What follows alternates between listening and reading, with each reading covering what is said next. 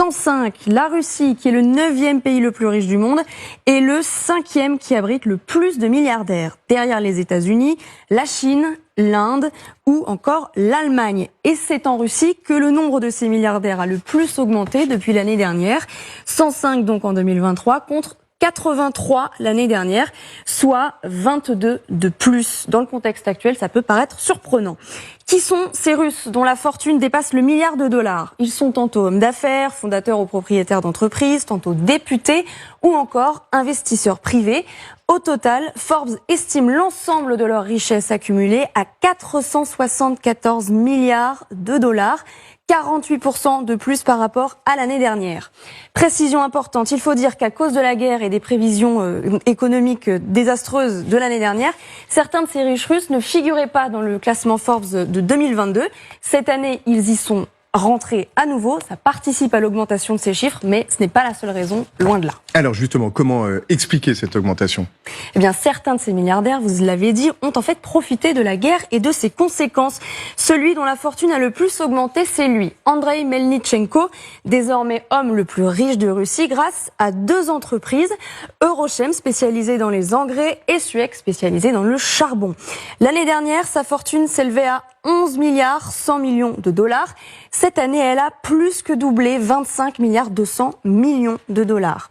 C'est le cas aussi de Vagit Alekperov. Il a fait fortune dans le secteur du pétrole. Il a dirigé le géant russe Lukoil pendant près de 30 ans.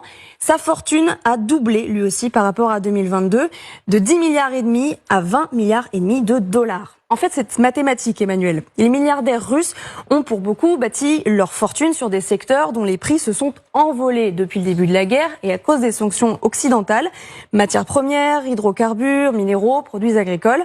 Les revenus de ces milliardaires ont donc été dopés. Et des exemples comme ceux que je vous ai cités, il y en a encore beaucoup d'autres. On aurait pu parler de Vladimir Potanin, 2e fortune russe avec 23,7 milliards de dollars. Une richesse qu'il tire du secteur du nickel, ou encore Alexei Mordachov, 21 milliards de dollars en 2023 grâce à l'acier. Alors la question que tout le monde se pose, c'est ces oligarques ne sont-ils pas censés être frappés par des sanctions occidentales ? Eh bien non, pas tous en fait. C'est aussi ce que l'on découvre dans ce classement de Forbes. Même les proches de Poutine ne sont pas tous touchés par les sanctions.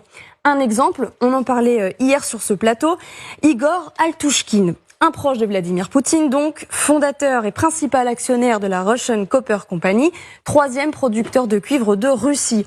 Sa fortune est estimée à 3 milliards 400 millions de dollars. Il est soupçonné en plus de financer un bataillon russe, le bataillon de l'Oural. Eh bien, Igor Altushkin échappe pourtant aux sanctions occidentales. D'autres ont réussi à contourner ces sanctions en transférant leurs actifs à des membres de leur famille dans les toutes premières heures de la guerre. D'autres encore avaient de toute façon placé leurs biens, leurs actifs dans des pays qui aujourd'hui n'appliquent pas les sanctions occidentales, par exemple la Turquie ou les Émirats arabes unis. Enfin, Emmanuel, il y a ceux qui n'ont tout simplement pas été sanctionnés. Un exemple encore, le groupe bancaire luxembourgeois Alpha Bank. Il appartient à ces 5 milliardaires russes classés par Forbes. La plupart sont sanctionnés par l'Occident.